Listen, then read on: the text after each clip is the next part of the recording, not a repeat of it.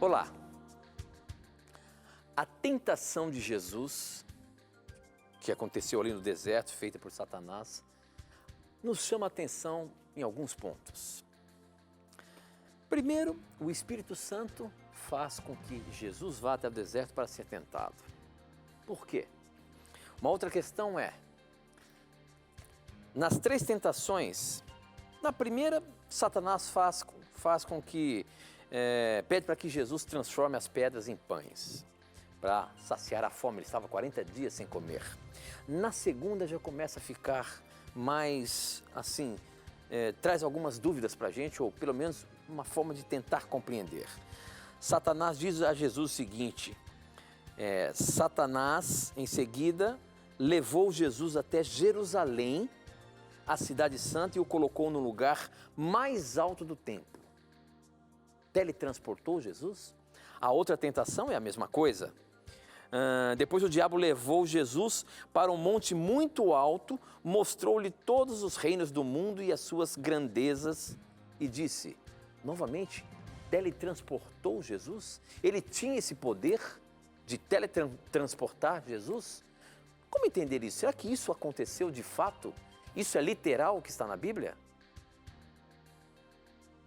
Esta e muitas outras questões você vai acompanhar agora, pois está no ar, Na Mira da Verdade.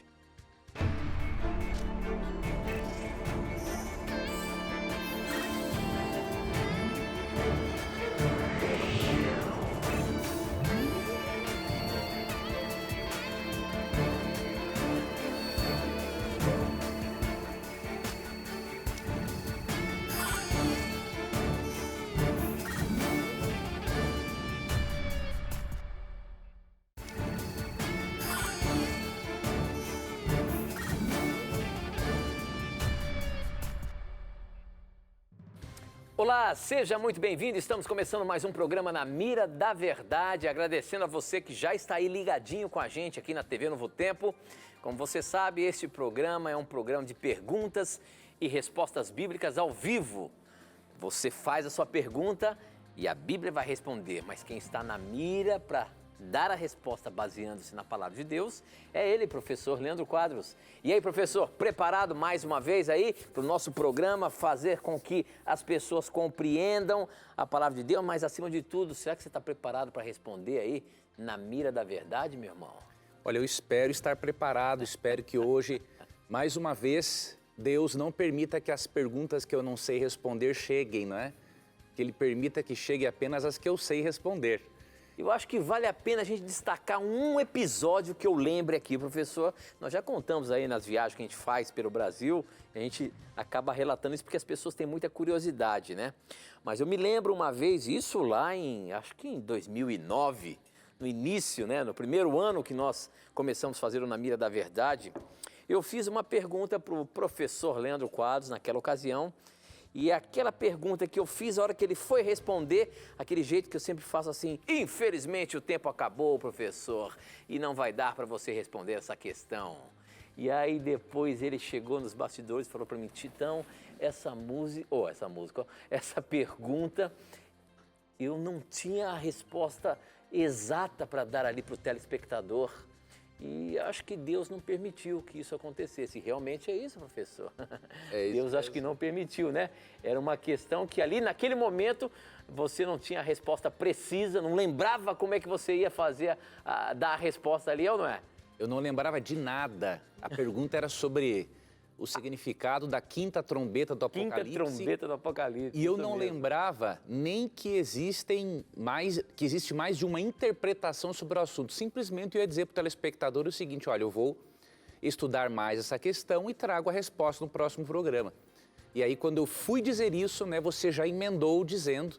Que não tinha tempo. Que não tinha mais tempo. Eu pensei comigo, graças a Deus que não deu tempo. Mas o objetivo do programa é esse, professor Leandro Quadros. Não precisa saber de tudo. Não é isso, né? Como nós pensamos em fazer o programa, poderia acontecer, como pode acontecer, de uma pergunta, e é isso que eu instigo sempre você a colocar uma pergunta capciosa para a gente tentar pegar o professor, porque a ideia do programa era essa, ele não precisa saber de todos, e quando ele não soubesse da questão, logicamente que eu ia fazer aquele estardalhaço ali, falar, muito bem, você foi alvejado, professor, a mira foi em você, você não conseguiu responder hoje, mas Deus não permitiu isso, né? Isso é uma bênção. Então, eu continuo nessa tentativa, ver se eu consigo pegar o professor Leandro Quadros. Mas muito bem, a partir de agora já nos conectamos com o Brasil e o mundo através das ondas da internet e da TV espalhada pelo nosso país. Seja muito bem-vindo. Nós abrimos o programa, professor, falando sobre essa tentação de Satanás, que a partir da segunda tentação, a segunda e a terceira, traz uma certa, uma interrogação para a gente. Como é que Satanás teve poder de, aparentemente, teletransportar Jesus, como relata aqui, né? E uma outra coisa interessante, por que o Espírito Santo fez com que Jesus fosse ser tentado? Eu acho que essa questão, quem mandou para a gente essa pergunta foi o Esdras, ele é de São José dos Campos. Meu irmão, a sua pergunta está na mira da verdade, obrigado pela sua dúvida, para juntos aqui aprendermos um pouco mais dessa porção da Bíblia. Professor Leandro Quadros, essa questão da tentação do nosso Senhor Jesus por Satanás, como que a gente pode falar ou comentar alguma coisa e explicar isso daí? Certo, vamos começar então, Tito, falando da primeira parte da pergunta, né, que diz ali no verso 8 de Mateus 4, levou ainda o diabo a um monte muito alto, mostrou-lhe todos os reinos do mundo e a glória deles. E lhe disse, tudo isto te darei, se prostrado me adorares. Satanás, obviamente, não tinha direitos legais de fazer isso, mas como Adão e Eva, nossos primeiros pais, cederam à tentação, de acordo com João 12:31, Satanás tornou-se, diríamos, o príncipe deste mundo. Então ele oferece a Jesus todos esses reinos, todo esse domínio, sem que Cristo tivesse que morrer na cruz, desde que Cristo cometesse uma grande blasfêmia, ou seja, o Criador adorar a criatura. Isso traria uma desestrutura muito grande, não só para o plano de salvação, mas também para o universo, né? E como que aconteceu isso? Veja, nós não temos, eu até vi uma citação aqui do comentário bíblico adventista, que achei muito interessante, que diz assim, ó, que essa tentação, né, que este ato de ele levar Jesus a este alto monte, não é, para mostrar os reinos do mundo, foi algo repentino, de acordo com Lucas 4, verso 5, foi no momento. Aí o comentário deu uma posição muito equilibrada que diz assim, ó, é inútil especular como Satanás pode ter sido capaz de apresentar a Jesus o colorido panorama que passava diante de seus olhos. Realmente a Bíblia não nos responde essa questão. Nós sabemos sim que foi um evento sobrenatural, não é? Porque mostrar os reinos, as glórias do mundo diante dos olhos de Jesus foi um evento sobrenatural e Satanás pode fazer isso. E por quê? Se você perceber, quando acontecem sessões mediúnicas, né, você percebe que há um poder muito forte por trás de curas mediúnicas, de aparições de espíritos, de conversas com espíritos que têm a mesma voz, o mesmo tom de voz e que imitam até o cheiro do perfume da pessoa que morreu. Então você vê que o poder de Satanás é algo grande, né? Lógico, não chega nem perto do poder de Deus, mas ele tem poder para fazer coisas sobrenaturais e extraordinárias. Tanto que em Apocalipse 16:14 é dito que pouco antes da volta de Cristo, os demônios vão operar grandes maravilhas que vão enganar muita gente, né? Então, há poder sobrenatural para isso? Há. Agora, nós não temos realmente como especular como ele fez isso, porque a Bíblia não revela esse aspecto. Sobre a tentação de Jesus, essa é uma coisa interessante. A princípio, nós temos a impressão, pelo verso 1, de que o único propósito de Jesus ter sido levado ao deserto pelo Espírito Santo foi para ser tentado pelo diabo, mas tinha algo antes disso. Se nós lermos Mateus 3, 13 a 17, Jesus foi batizado.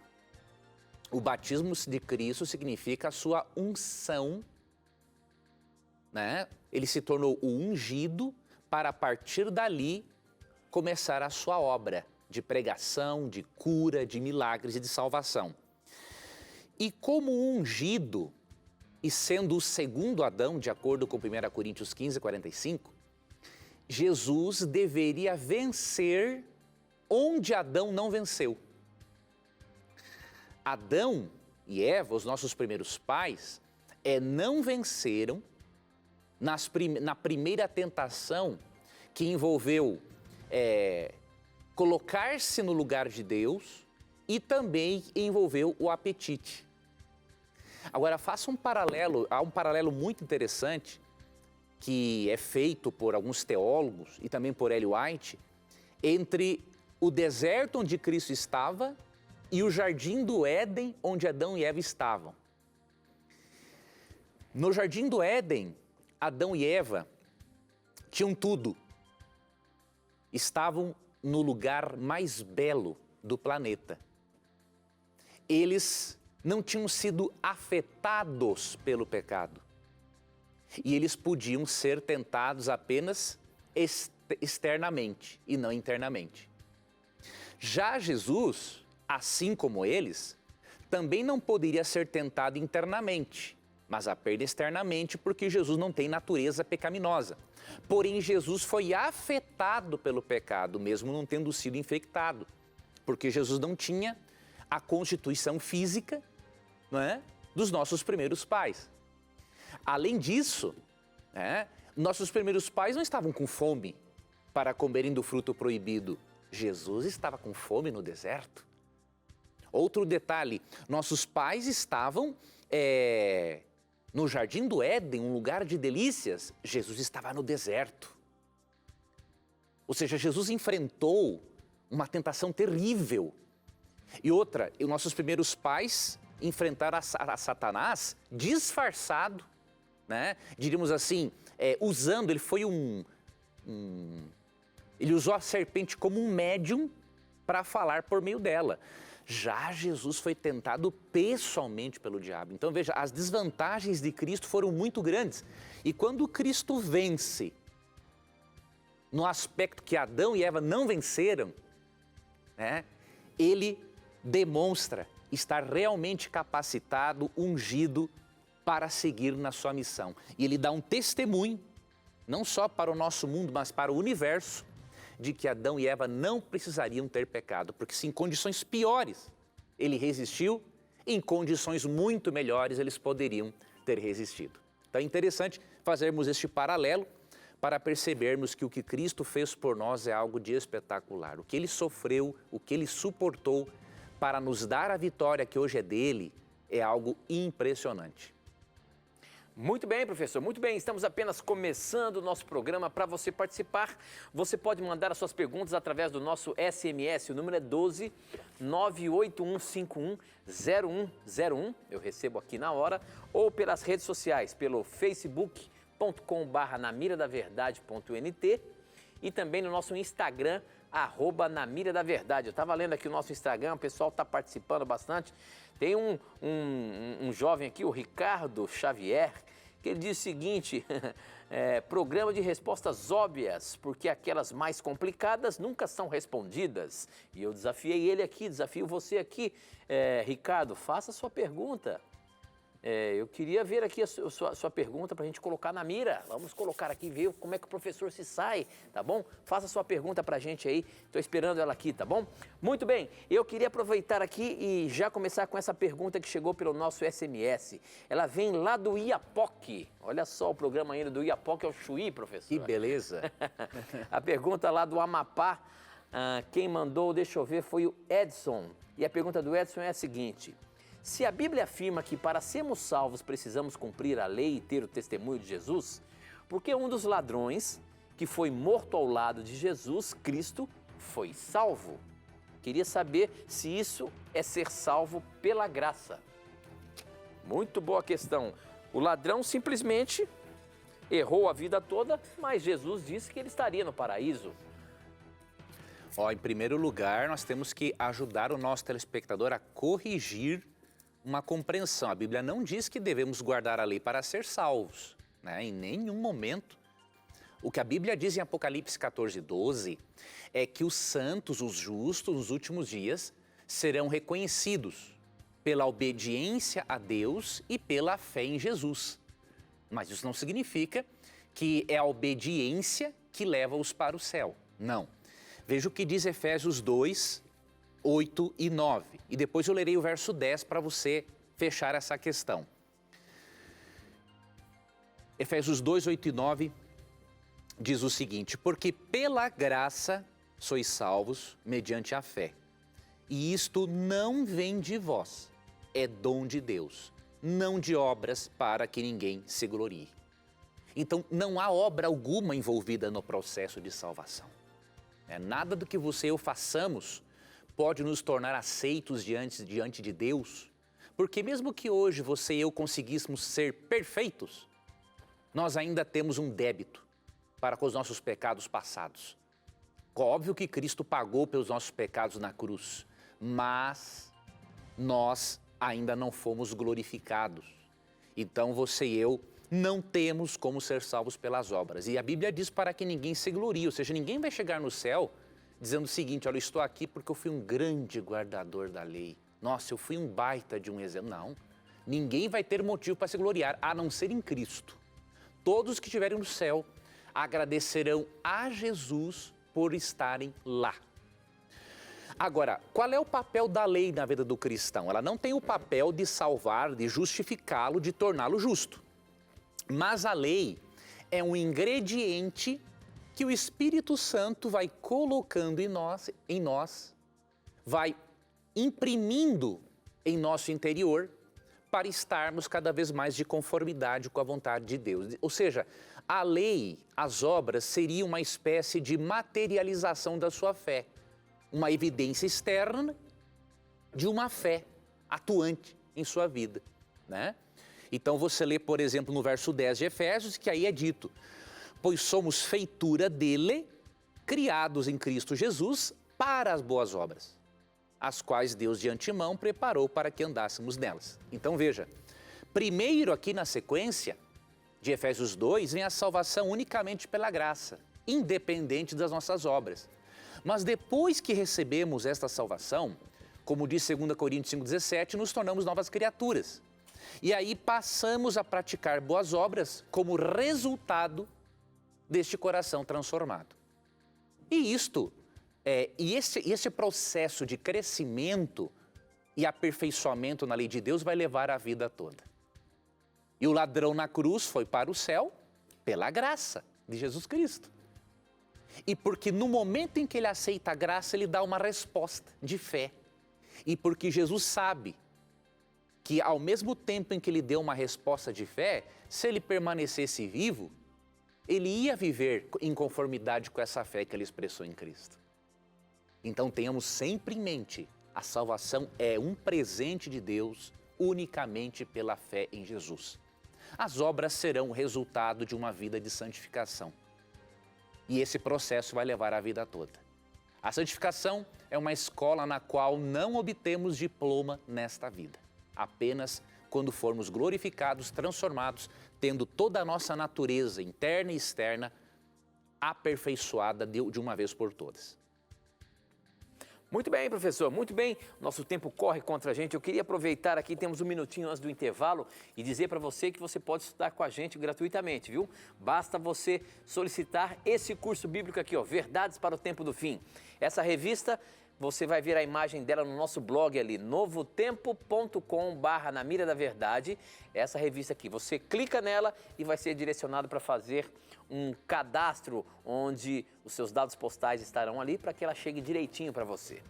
Peça agora mesmo, é um presente nosso para você, basta entrar no nosso blog, novotempo.com/na mira da verdade e pedir o seu curso bíblico. E se você preferir, você pode ligar para a gente também no horário comercial, 0 operadora 12 21 27 3121. Peça, é um presente, eu tenho certeza que você vai aprender muito pelos assuntos relacionados ao tempo que nós estamos vivendo. Assuntos, temas bíblicos fantásticos que vão abrir a sua mente.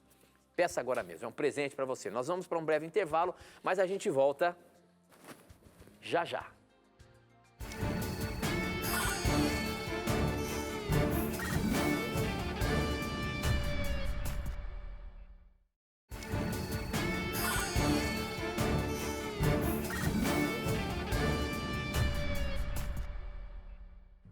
Já estamos de volta ao vivo. Mande a sua pergunta pra gente. Participe aí mandando através do nosso SMS. O número é 12 981510101. Eu recebo aqui na hora e também pelas redes sociais. Pelo Facebook, namiradaverdade.nt e pelo nosso Instagram, @namiradaverdade. Aqui no Instagram, a pergunta da Roberta é a seguinte: aprendo muito com esse programa tão didático e inteligente. As igrejas evangélicas até leem o Velho Testamento nos cultos. Porém, nunca vi até hoje nenhuma dessas denominações salientar que devemos seguir o Velho Testamento.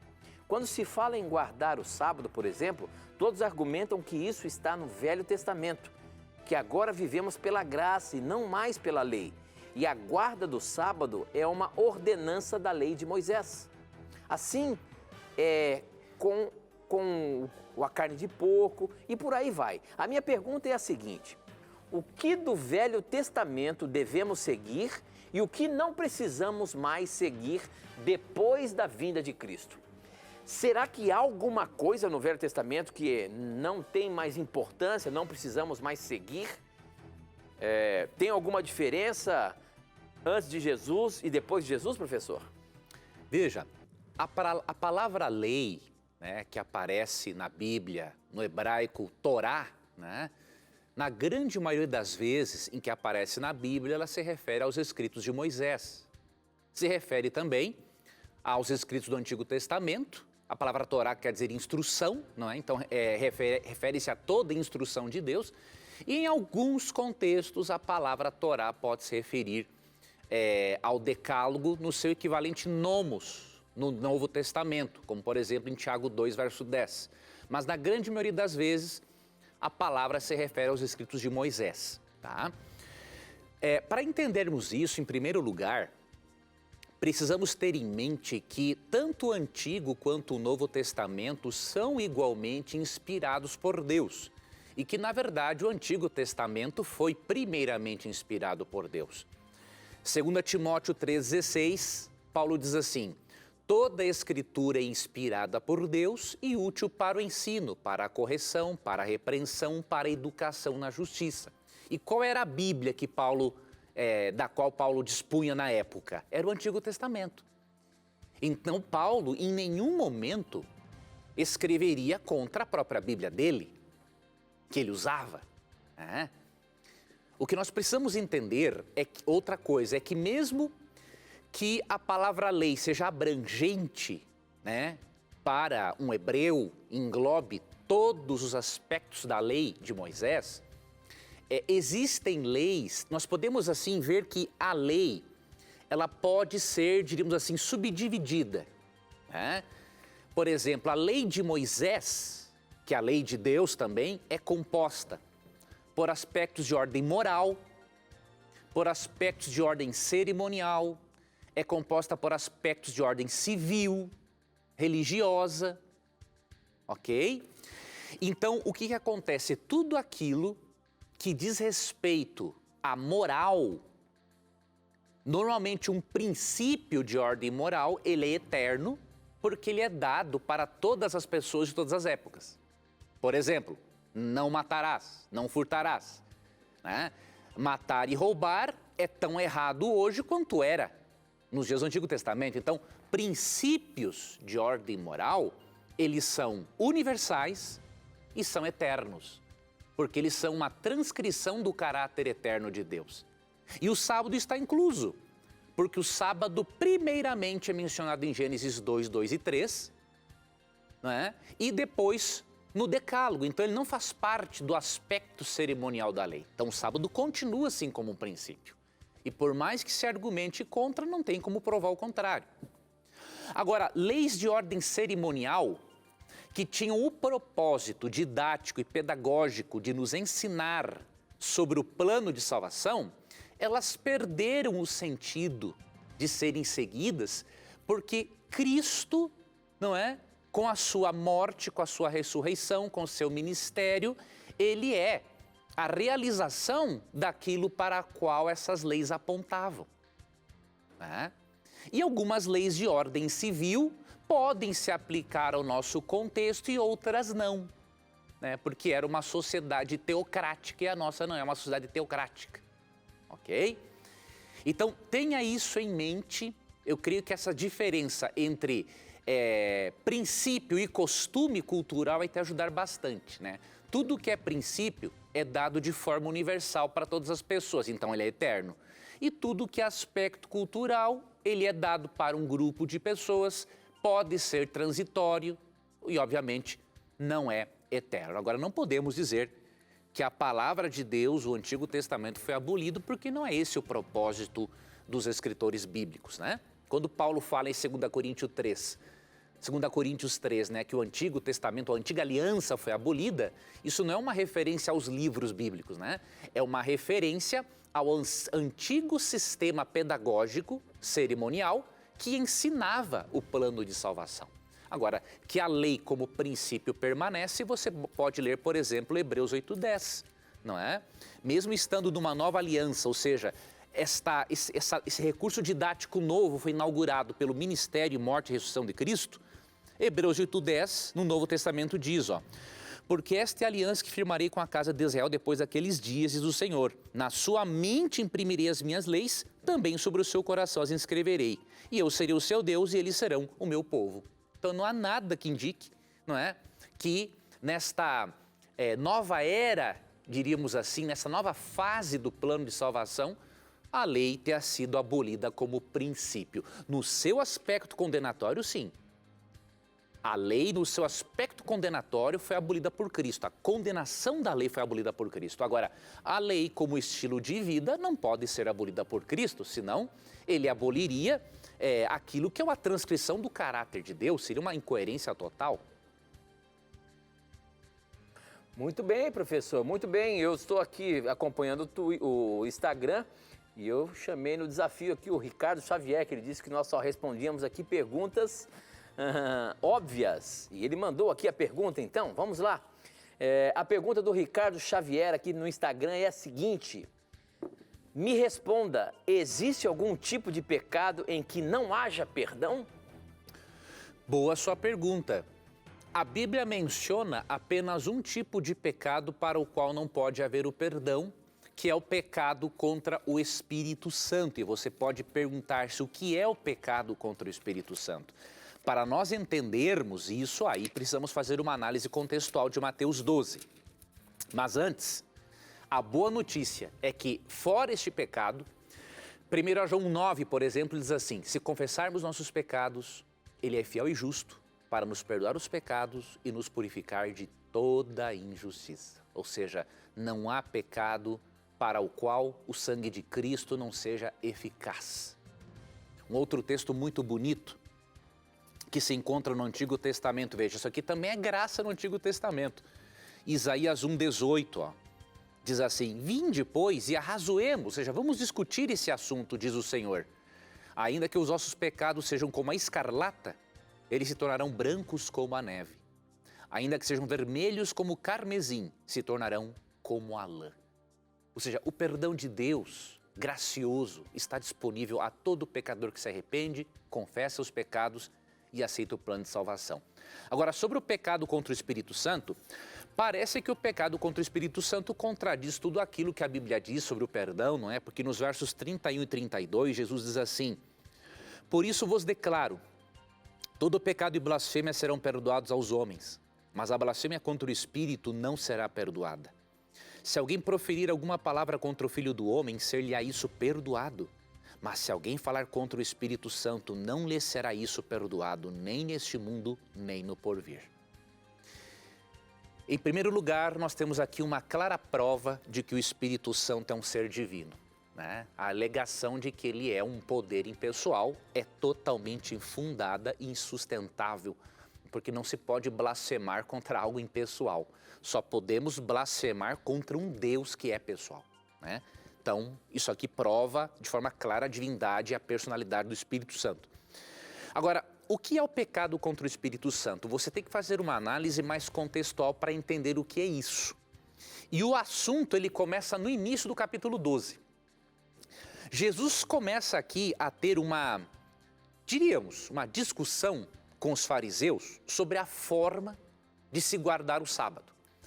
Para eles, até mesmo colher espigas, ou como se fosse nossos dias, pegar uma fruta em um pomar para comer seria um pecado, né? E Cristo corrige este excesso interpretativo em relação ao sábado, se apresenta como o Senhor do sábado e, além disso, ele cura um homem no sábado, como vemos aqui em Mateus 12, 9 a 13. Só que o que acontece? Além deles rejeitarem o que Cristo ensinou sobre a correta observância do sábado, eles abertamente rejeitaram o milagre que Cristo fez. E no verso 14 disseram o seguinte, diz assim, retirando-se, porém, os fariseus, conspiravam contra ele sobre como lhe tirariam a vida. Ou seja, eles não apenas negaram a Jesus como Salvador, mas eles ainda quiseram matar Jesus, ou seja, eles odiavam Jesus. E aí depois, você segue no mesmo assunto e chega um momento que a partir do verso 22 até o 32, que foi onde eu li, 31 e 32, Jesus expulsa o demônio de uma pessoa. E quando Cristo expulsa o demônio desta pessoa, o que os fariseus disseram? Eles disseram o seguinte, verso 24, este não expele demônios, senão pelo poder de Belzebu, maioral dos demônios. Ou seja, aquilo que estava sendo feito pelo Espírito Santo, eles disseram que era feito pelo diabo. E aí, nesse contexto, Cristo os adverte, no verso 27, e se eu expulso demônios por Belzebu, por quem os expulsam vossos filhos? Por isso eles mesmos serão os vossos juízes. Se, porém, eu expulso demônios pelo Espírito de Deus, certamente é chegado o reino de Deus sobre vós. Então, no que constituiu a blasfêmia contra o Espírito? Rejeitar a Jesus, odiar a Jesus ao ponto de querer matá-lo e atribuir uma obra que era do Espírito, a expulsão de demônios, ao próprio diabo. Então, o pecado contra o Espírito é uma contínua rejeição a Jesus, ao ponto de a pessoa falar mal e blasfemar contra o Espírito Santo. E é muito simples a pessoa saber se ela pecou ou não contra o Espírito. A pessoa que peca contra o Espírito, ou seja, que chega neste nível de dureza de coração, como também o endurecimento do coração de Faraó, ela não sente mais arrependimento por nada, né? A sensibilidade moral dela se foi. Então, qualquer pessoa, seja ateu, agnóstico, que tem sensibilidade moral, essa pessoa não pecou contra o Espírito Santo. Agora, quem não tem mais essa sensibilidade, ele foi longe demais. Então aí, Deus não vai atrás dessa pessoa porque Deus foi tanto e a pessoa não quis que Deus, como um cavalheiro, vai respeitar a decisão da pessoa de não se deixar conduzir pelo Espírito Santo. Muito bem, professor. Obrigado a você, Ricardo Xavier, que mandou sua pergunta, o desafio para a gente. É importante juntos aprendermos da palavra de Deus. Essa aqui chegou pelo nosso SMS. Quem mandou foi o Ivan e a Camila. Eles estão assistindo junto o programa. A pergunta deles é a seguinte, professor.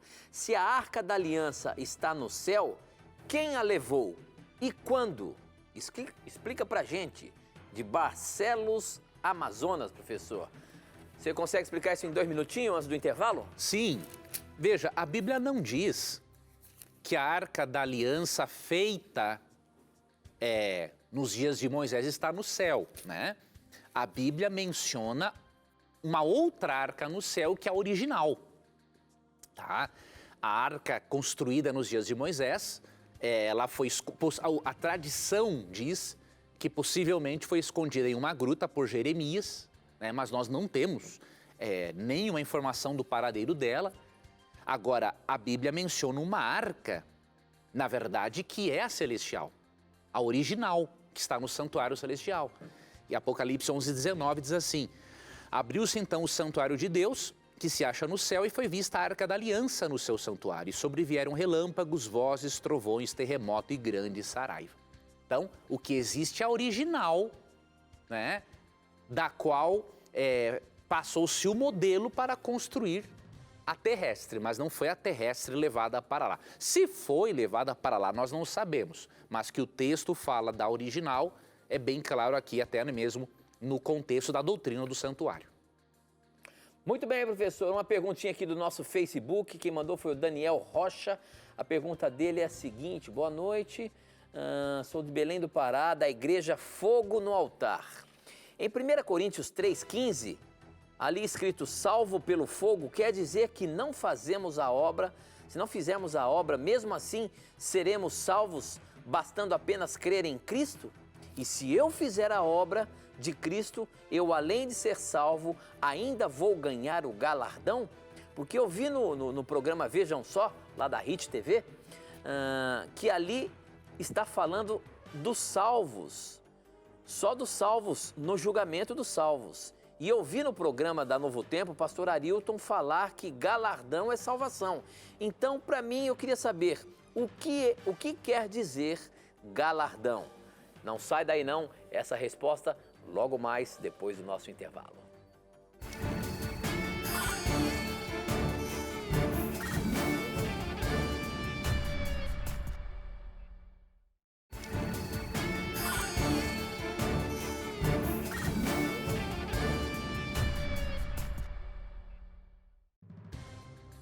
Já estamos de volta ao vivo aqui e a pergunta que ficou em aberto aqui foi a pergunta do Daniel Rocha. Será que é meu primo? Olha aí, Daniel, sua pergunta. A pergunta do Daniel é a seguinte: o que quer dizer galardão? Ele disse, a pergunta dele baseada em 1 Coríntios 3,15, onde ele fala sobre salvos pelo fogo, quer dizer que a gente pode ser salvo. Agora, se nós formos salvos e ainda fazemos a obra de Cristo, nós temos a salvação mais o galardão. Então ele quer saber o que é o galardão. E aí o professor vai dar a resposta para a gente aí, professor. Veja, em primeiro lugar, meu irmão, a palavra galardão, ela é traduzida em algumas bíblias, ela é um prêmio, né, um salário, né? Por exemplo, aqui na tradução ecumênica da Bíblia, a palavra galardão é traduzida da seguinte forma: aquele cuja construção subsistir receberá um salário. Então, um prêmio, um salário, uma recompensa. Vamos ver, Tito, na sua versão, na linguagem de hoje? Sim. Como está traduzido isso aqui? Você quer que eu leia então Mateus... 1 Coríntios 3? Não, 1 Coríntios 3 versos 14. Ok, vamos lá. 15. Só o 3, 14. O 14 diz o seguinte. Tá aqui. Se aquilo que alguém construir em cima do alicerce resistir ao fogo, então o construtor receberá a recompensa. Olha aí, ó. Então, galardão é recompensa, prêmio, salário. E que recompensa é essa? Não é algo além do plano de salvação, da vida eterna em Cristo Jesus. E eu vou lhe dar um texto que você pode ler o contexto depois, né, a partir do verso 10, mas eu vou lhe dar aqui um outro texto importante, né, que é Daniel 12, verso 2. Aí você vai ver qual é o prêmio daqueles que fizerem a obra de Deus e terem como fundamento desta obra Cristo, porque como diz o contexto 1 Coríntios 3, na volta de Cristo, não é, vai ser provado se o alicerce sobre o qual construímos foi Cristo ou não, né? Então, Daniel 12, 2, diz o seguinte, verso 3 da verdade: os que forem sábios, pois, resplandecerão como o fulgor do firmamento, e os que a muitos conduzirem à justiça como as estrelas, sempre e eternamente.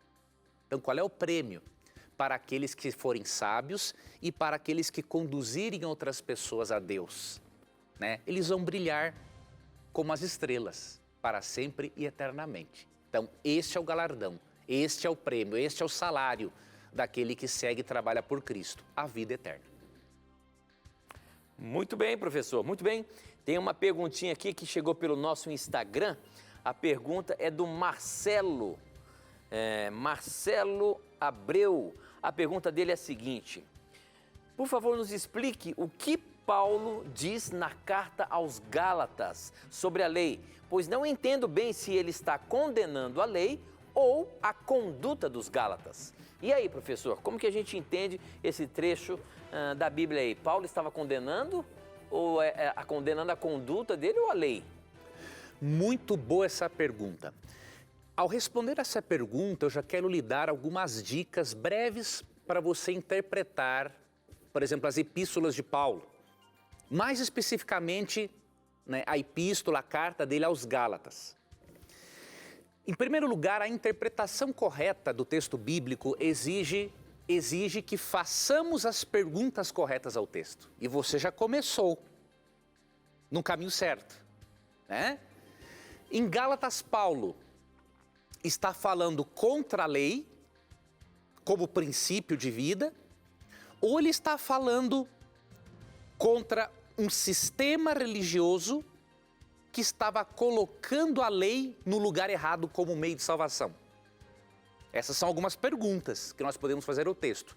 Outra pergunta: em alguma parte de Gálatas, Paulo exalta um estilo de vida coerente com a lei ou não?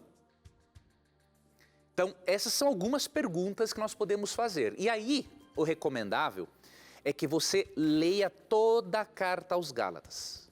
Ler e sublinhar pontos que você julgar importantes, especialmente palavras-chave, aqueles termos que mais ocorrem na carta. Depois, você faz uma segunda leitura apenas daqueles pontos que você sublinhou e também das suas anotações. E um outro passo seria você pegar um comentário e ver se aquilo que você anotou, se as conclusões às quais você chegou, se parecem ou não com aquele comentário. Então essa é uma dica que eu lhe dou para o estudo da Bíblia. E quando fazemos isso com Gálatas, percebemos claramente que Paulo está indignado com os Gálatas porque eles estavam ensinando algo que, na opinião de Paulo, em Gálatas 1:8, era um novo evangelho, um segundo evangelho. E Paulo diz que seja amaldiçoado, né, quem ensina um novo evangelho. E os Gálatas estavam sendo ensinados, por alguns ali, de que a lei era um meio de salvação. E que se a pessoa não se circuncidasse, não seria salva. O que Paulo fez? Paulo demonstrou claramente que nunca existiu salvação pela lei. Pegando exemplos do Antigo Testamento, ele mostra que até nos dias do Antigo Testamento, a salvação sempre foi pela graça de Deus. Então, ele não é contra a lei, ele é contra uma posição legalista da lei. Ok?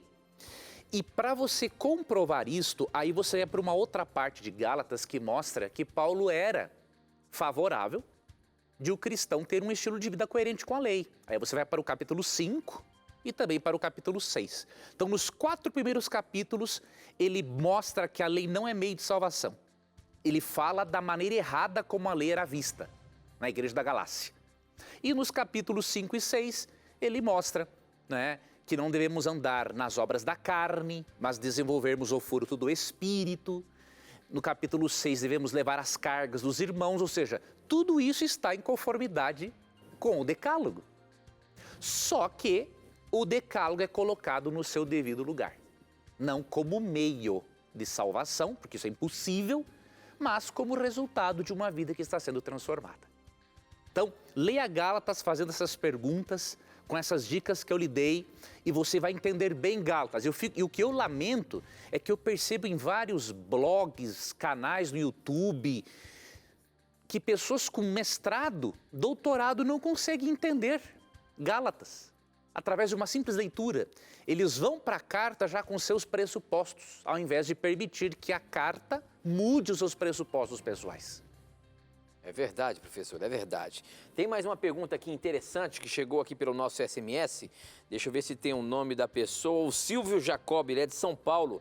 Ele diz o seguinte: boa noite, Tito, professor. Parabéns pelo extraordinário programa. Obrigado, meu irmão, pelo carinho e por apreciar o nosso programa. De qualidade, conteúdo e profundidade sem paralelo. A minha dúvida é a seguinte: sabemos que Jesus Cristo levou nossas enfermidades, conforme Mateus 8,17. Porém, o próprio Jesus Cristo, em João 11:4, diz que algumas doenças são para a glória de Deus. Mas em Atos 10:38 e Lucas 13:16, as doenças são atribuídas a Satanás. Qual o entendimento correto sobre estas questões das doenças, professor? Ele citou aí Atos 10:38, Lucas 13:16, né, e João 11:4.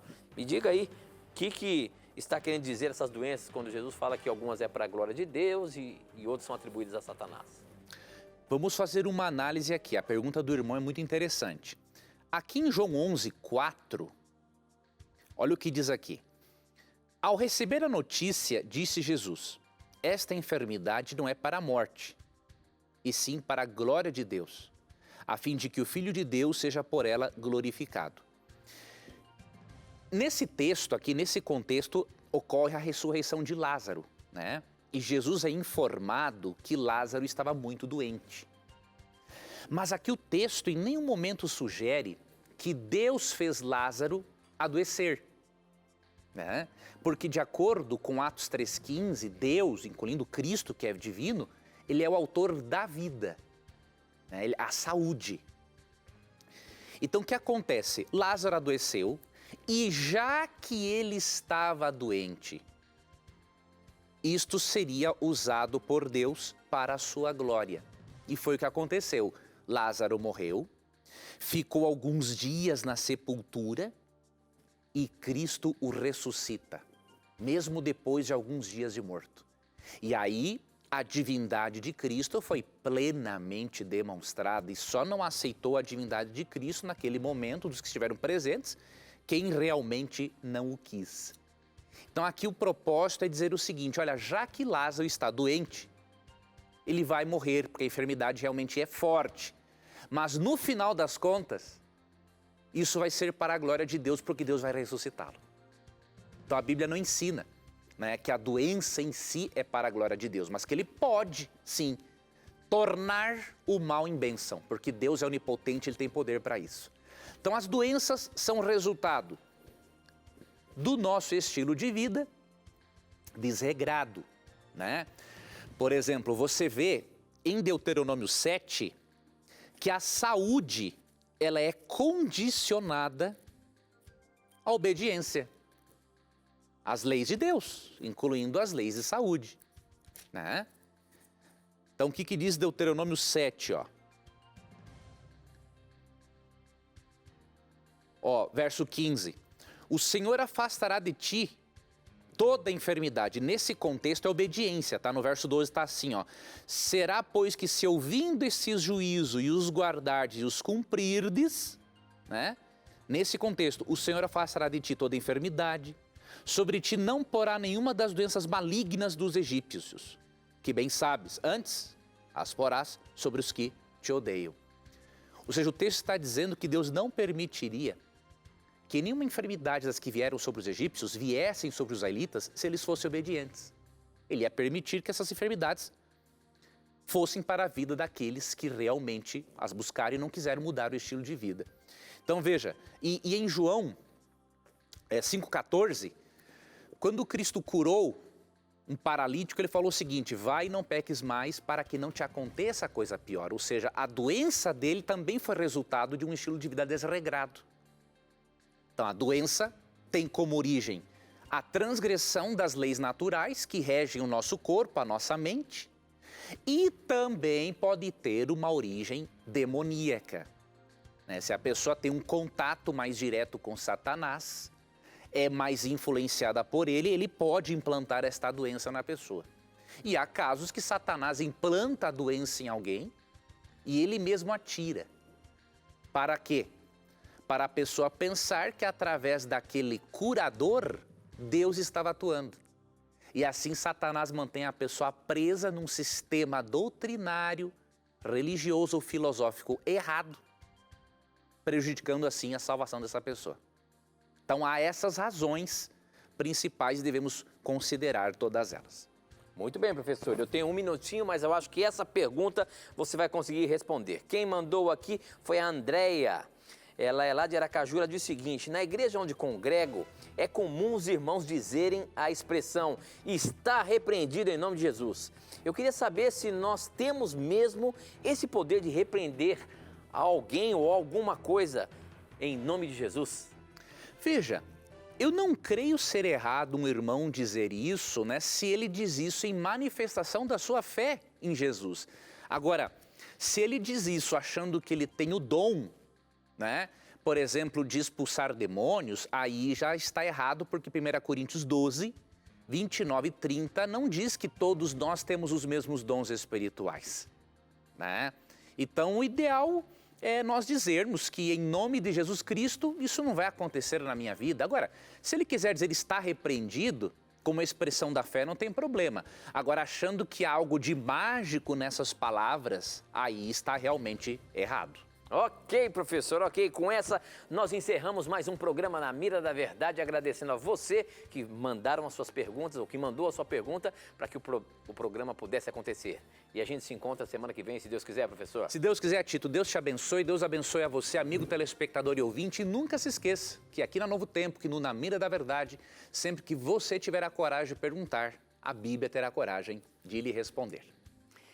É muito bom saber que sempre podemos contar com você mandando as suas perguntas, viu? Obrigado pelo carinho da sua audiência.